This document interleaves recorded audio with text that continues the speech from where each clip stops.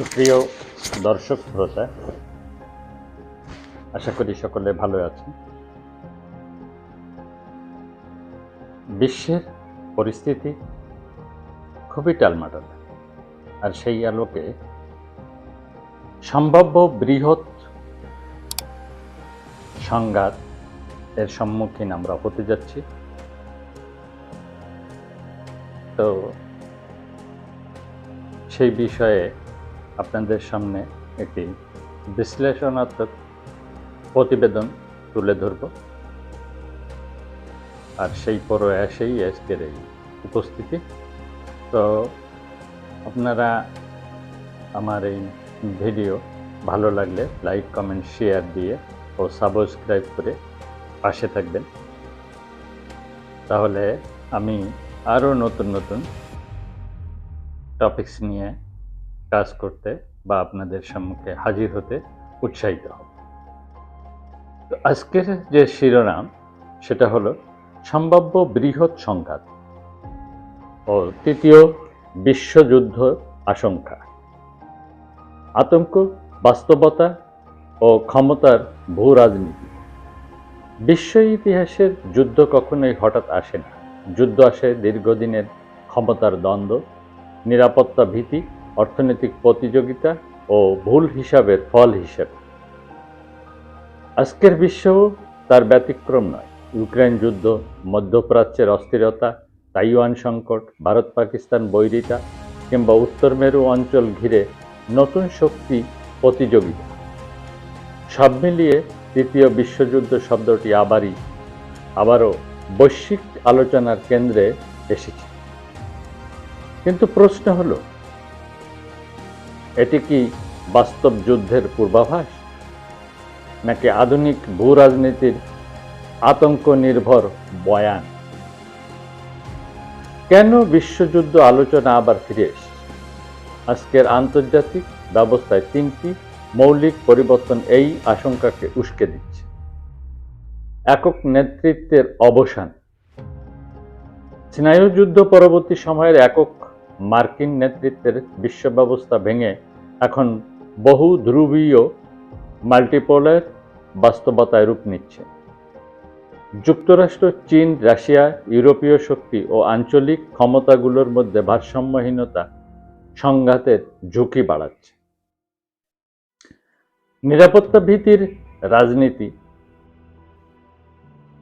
এক রাষ্ট্র নিজের নিরাপত্তা বাড়াতে যে পদক্ষেপ নেয়, অন্য রাষ্ট্র তা আক্রমণাত্মক হিসেবে দেখে। ইউক্রেন, ন্যাটো, রাশিয়া, তাইওয়ান, চীন, যুক্তরাষ্ট্র সব ক্ষেত্রেই এই চক্রটি কাজ করে। যুদ্ধ এখন আর শুধু সামরিক নয়। আজ যুদ্ধ মানে সাইবার আক্রমণ, অর্থনৈতিক নিষেধাজ্ঞা, জ্বালানি ও খাদ্য অস্ত্রায়ন, তথ্য ও মনস্তাত্ত্বিক যুদ্ধ। এই নীরব যুদ্ধ বিশ্বকে ক্রমাগত সংঘাতের আবহে রাখছে।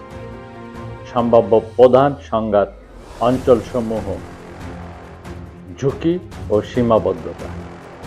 তাইওয়ান পরমাণু, চীনের জন্য একটি সার্বভৌমত্বের প্রশ্ন, যুক্তরাষ্ট্রের জন্য ইন্দো প্যাসিফিক আধিপত্যের চাবিকাঠি।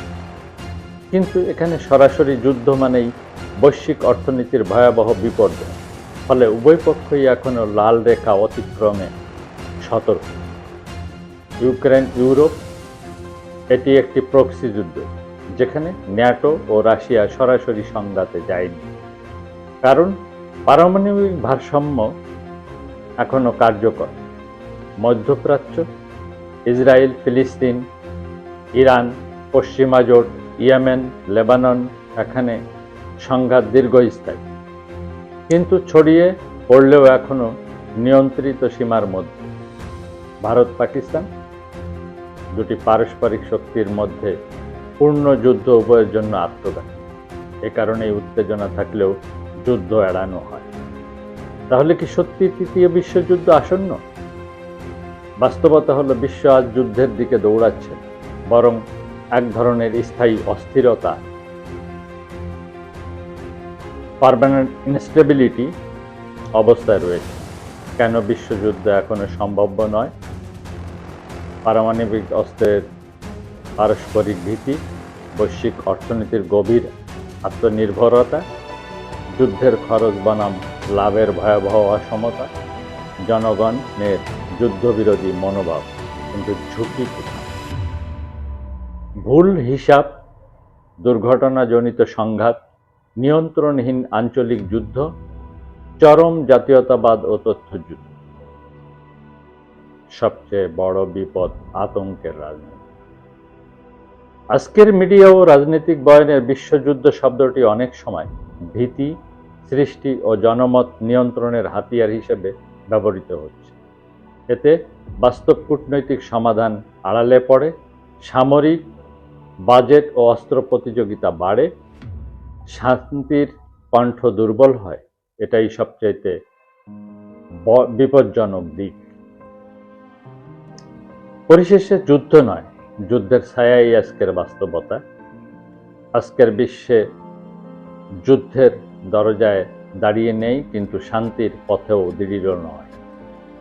আমরা এমন এক সময় পার করছি যেখানে ক্ষমতার অহংকার, নিরাপত্তা ভীতি ও আস্থাহীনতা মিলেই বিশ্বকে অস্থির করে তুলেছে।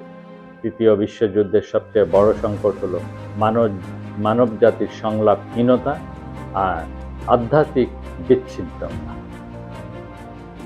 যদি কূটনীতি, পারস্পরিক শ্রদ্ধা ও মানবিক বোধ পুনর্জীবিত না হয়, তবে যুদ্ধ না হলেও বিশ্ব দীর্ঘদিন এক অনিরাপদ, ক্লান্ত ও ভীত সভ্যতায় পরিণত হবে, যা শেষ পর্যন্ত যুদ্ধের চেয়েও ভয়াবহ।